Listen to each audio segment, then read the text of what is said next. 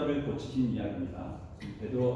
마태복음 4장에 보면 요한이 잡힌 후로 갈릴리로 가셨다가 나사렛을 떠나서 가버나움에 가서 사셨다는 기록이 있지요. 그래서 이 가버나움이라는 곳은 예수님의 제2의 고향이라고 할 수가 있는 곳입니다. 이곳에서 제자 12명 중에 5명을 부르기도 하시고요. 베드로의 장모, 회당장의 딸, 그리고 손이 마른 사람 이야기도 이곳을 배경으로 펼쳐진 이야기였습니다. 이 2장을 바로 이해하기 위해서는요, 앞에 1장을 조금 살펴볼 필요가 있는데, 왜 그러냐면 오늘 본문 1절에는요 다시라는 표현이 나옵니다. 이 말은 앞에 1장과 연결이 된다는 이야기죠. 그래서 1장의 마지막 부분에는 나병 환자를 고치시는 장면이 나오고요. 이 고치신 이후에 아무에게도 말을 하지 말라 이런 말씀을 전해주십니다. 그런데 이 사람이 온 사방에 다니면서 이야기를 하고 다니죠. 그리고 예수께서는 그 소문이 너무 많이 퍼지니까 사막으로 가셨다가 며칠 뒤에야 다시 가버나움으로 들어오실 수가 있었습니다. 왜 그랬는지는 조금 뒤에 말씀을 드리도록 하겠습니다. 이곳에서 예수께서는 어느 집에 들어가셨습니다. 1장에 그 집에 관한 이야기가 한 곳이 나오는데 그곳이 베드로의 집이었던 걸 기초로 해서 이것도 베드로의 집이었을 것이다 라고 추정하는 학자들도 있는데요. 확실하진 않습니다. 2절부터는 상황이 조금 더 자세하게 나와 있습니다. 사람들이 문 앞에까지 빈틈없이 들어서 있고 예수께서는 집안에서 말씀을 전하고 계시는 상황인 거죠. 그런데 이 오늘 사건의 기록에는요 독특한 점이 하나가 있습니다. 이게 뭐냐면 이 집에서 하신 말씀이 뭔지 전혀 기록이 되어 있지 않은 겁니다. 무언가 말씀을 전하신다고 하면서 그 말씀의 내용은 없고요, 그냥 이렇게만 표현이 되어 있거든요. 그 대신에 느닷없이 중풍병자 이야기가 등장합니다. 좀 이상하죠. 복음서라는 것은 예수님의 말씀을 기록하기 위해 기록된 책인데, 그래서 당연히 말씀하신 내용이 이곳에 들어있어야 되거든요. 그런데 그 내용은 없고 갑자기 4사람이 중풍병자를 데리고 오는 이야기가 등장합니다.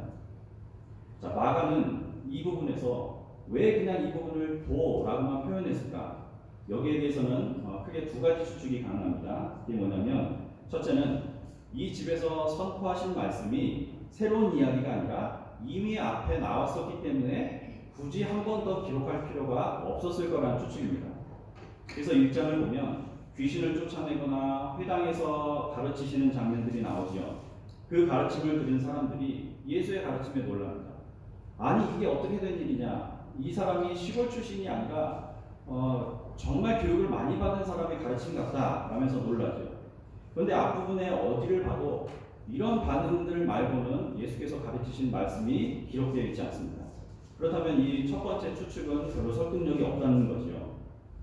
2번째는 집안에서 하신 말씀이 중요하지 않아서가 아니라 그 행위나 상황으로 충분히 예수의 말씀을 전달할 수 있었기 때문에 기록하지 않았을 것이다. 이런 추측입니다. 이 장면에서 마가는 예수의 말보다는 그 상황이 훨씬 더 예수의 복음을 전하기에 효과적으로 설명할 수 있는 방법이라고 판단했던 것 같습니다. 오늘은 이 2번째 기준으로 이야기를 좀 풀어나가볼까 합니다. 그리고 이 말씀의 내용이 무엇이었는지는 마무리 부분에서 조금 더 나눠보도록 하겠습니다. 다시 성경으로 돌아가 보죠. 예수께서는 자신이 살던 가버나움으로 들어가지 못하고 광야에서 며칠을 지내셔야 됐습니다. 왜 들어가지 못하셨을까? 1장 45절을 보면요, 드러나게 동네로 들어가지 못하셨다라고 약간의 강제성이 들어간 표현이 있습니다. 이 문체로 봐서는 쉬려고 광야에 가 계신 게 아니라 못 들어간, 아예 들어갈 수 없었던 상황이었다라고 추측해 볼 수가 있는 거죠. 그 이유를 1장에서부터 좀 찾아보겠습니다. 1장은 광야에 외치는 자의 소리가 있었다라는 말로 시작을 하지요. 그래서 세례를 받으시고 시험도 받으시고 다시 갈릴리로 돌아와서 제자들에게 사람을 낳는 어부가 되라 라면서 제자들을 모으기도 하십니다. 그러고 나서 가버나움 회당에 들어가서 가르치시는데, 이때부터 이 마을 사람들이 예수의 존재를 이 사람 뭔가 특별하다라고 깨닫기 시작합니다. 게다가 여러 가지 이적들을 행하니까 이 예수라는 사람의 소문이 금방 삽시간에 퍼져버리죠. 이런 소문들은요, 사실 사회 질서 유지에는 별로 도움이 되지 않습니다. 오히려 도전이 되지요. 예수께서 예수처럼 이런 특별한 몇몇 사람들 때문에 사회 질서가 깨질 수도 있는 그런 두려움이 생기는 겁니다. 예수께서 며칠 동안 가버나움으로 들어가지 못하셨던 이유가 바로 여기에 있습니다. 병 고친 사람에게 내 이야기를 하지 말라고 신신당부를 하신 이유도 바로 이것이었고요. 병자는 죄인이고 죄인은 하나님의 심판을 받는다라는 이 공동체의 약한 고리들을 업신여기던 사람들을 향한 예수의 가르침은요, 기존의 질서에 구멍을 뚫는 화살촉 같은 존재였던 거죠. 불편할 수밖에 없습니다. 더구나 죄를 사해준다고 하나님 흉내까지 내고 다니니까 이제는 바리새인들까지 분노를 터뜨리지요. 도대체 하나님 말고 누가 죄를 사할 수 있다는 말인가? 참으로 건방지고 참람하기 짝이 없는 놈이구나. 이 사건이 있은 지 수천 년이나 지났기 때문에요, 우리는 이미 이 바리새인들의 말이 틀렸다는 것을 알고 있습니다. 그러나 당시에 어떤 기준, 어떤 상식에 비추어 봐도 이 바리새인들의 말은 틀린 것이 아니었습니다. 자, 그럼 이 장면에서는 뭐가 문제였을까요? 다시 오늘 말씀으로 돌아오겠습니다. 네 사람이 중풍병자 하나를 데리고 왔습니다. 도착하고 보니 집 앞에 사람이 너무 많은 거예요. 좀 비켜달라고 부탁도 해보고 힘으로 밀고 들어가 보려고도 했을 텐데 아예 들어갈 수가 없었던 거죠. 그러나 중에 이 사람들의 선택을 보십시오. 지붕을 가지고 들것을 가지고 지붕으로 올라갑니다. 아무리 가벼워도요, 사람을 지붕으로 올리기란 쉬운 일이 아닙니다. 특히 몸이 마비가 된 사람은 자기 몸을 스스로 보호할 수가 없기 때문에 낮은 높이에서라도 떨어지면 큰일 나지요. 기어코 예수께 보이겠다는 이 5사람의 집념 그리고 행동력이 얼마나 큰지 알 수 있는 대목입니다. 결국 지붕을 뜯어내고 중풍병자를 달아내리지요. 그걸 보고 계시던 예수께서 그 장면에 감동을 받아서 이렇게 말씀하십니다. 아들아, 내 죄사함을 받았다. 일어나서 내 짐을 가지고 집으로 돌아가라. 정말 감격적인 장면입니다. 헌신과 믿음이 일궈낸 기적이었죠. 자, 많은 설교들처럼 우리가 본받아야 할 모범이고 헌신인 건 맞습니다. 여기까지는 너무 잘 아시는 내용일 테고요. 자, 이제는 이 장면을 조금 다른 시각에서 접근해 보겠습니다. 중풍병자가 집 앞에 왔습니다.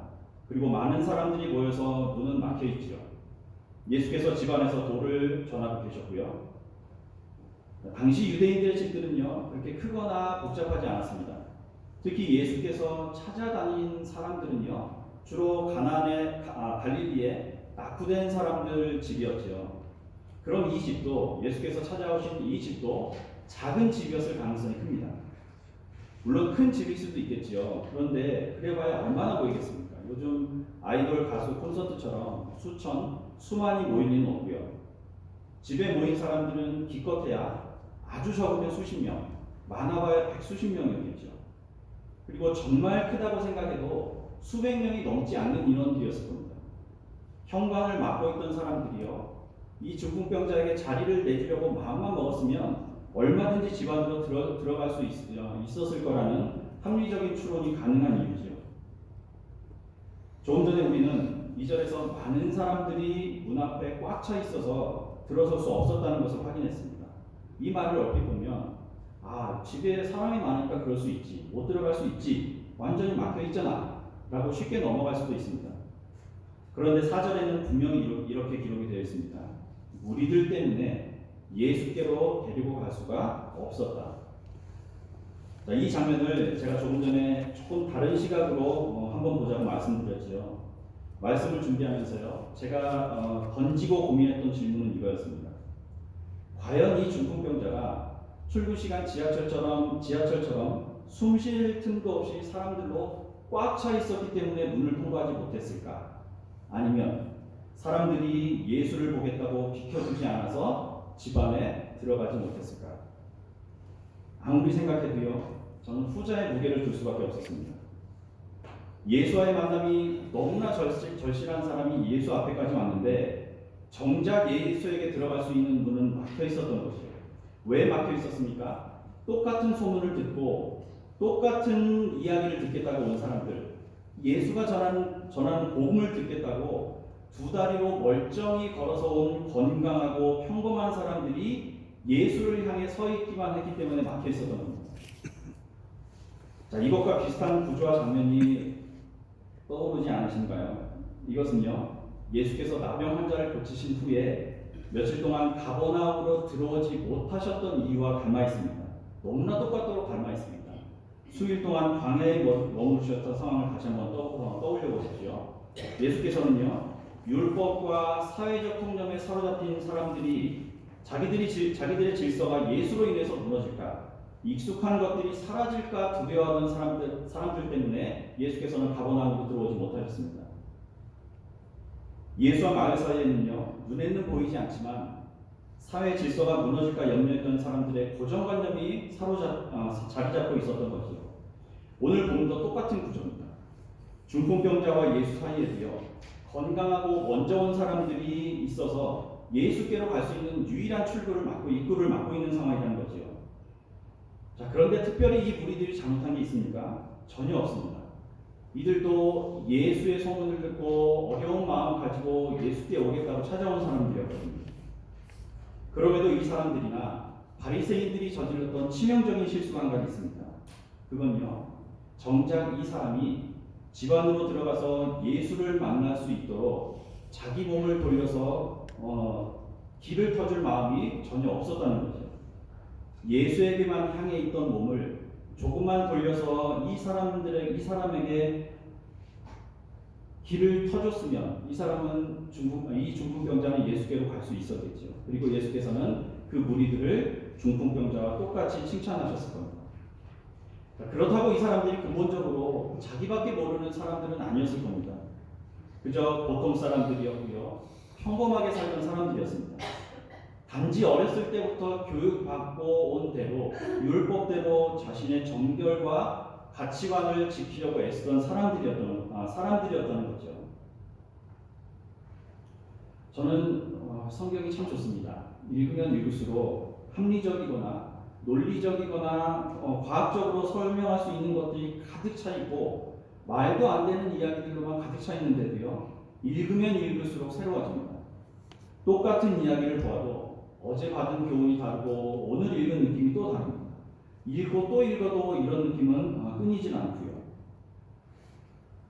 어릴 때부터 신학교에 들어가서 목사님들처럼 성경에 대해서 체계적으로 공부를 하고 나면 이 궁금증이 풀릴까? 저분들처럼 진리를 깨우칠 수 있겠지라고 생각했습니다. 그런데 가서 공부를 하고 유명한 신학자들의 글을 읽고 계속 말씀을 연구해도요, 이상하게 그 끝이 보이질 않습니다. 오히려 더 어려워졌고요, 공부를 하면 할수록 그 깊이와 넓이를 가늠조차 할 수 없게 되어버렸습니다. 그런데도 변하지 않는 것이 한 가지 있더라고요. 이게 뭐냐면, 성경을 볼 때마다 더 확실히 다가오는 생각이 있었습니다. 여전히 조심스럽기도 하고 어렵기도 하고요, 가끔은 두렵다고까지 느껴지는 이 한 가지는, 성경을 제대로 보기 위해서는 지금까지 내가 가지고 있던 신앙, 배운 교리, 성경 지식, 교회는 적어도 이래야 되지 않아? 아니, 신앙이면 최소한 이 정도는 해야 되지 않아? 라고 하는 생각조차 비워야 된다는 겁니다. 중풍병자라면 당연히 그렇게 살아야지. 가진 머리나 돈이 없으면 그렇게 살아야지. 그게 하나님이 너에게 주신 삶이잖아. 넌 그렇게 살라고 태어난 거거든. 아마 너희 부모님이나 그 윗대를 살펴보면 분명히 죄 지은 사람도 있었을걸. 그 순리대로 순종하면서 사는 게 최소한의 도리 아니겠어? 태어날 때부터 받은 달란트가 다르잖아. 그러니까 그냥 그렇게 조용히 살아. 그런데요, 예수의 시선은 이렇게 예수를 향해 있는 올바르게 서 있다고 자부하는 제가 아니라 제 등 뒤에, 이번에도 여지없이 제 등 뒤에 있던 누군가를 보고 계셨던 거죠. 저는 지금도 제가 옳다고 붙들고 있는 것들 때문에 누군가 집안에 계신 예수께로 들어가는 문을 막아버리고 서 있는 건 아닌지 늘 조심스럽습니다. 그건 오랫동안 지켜온 저의 신앙이나 예수께 충성하고 교회에 헌신하겠다는 마음일 수도 있고요.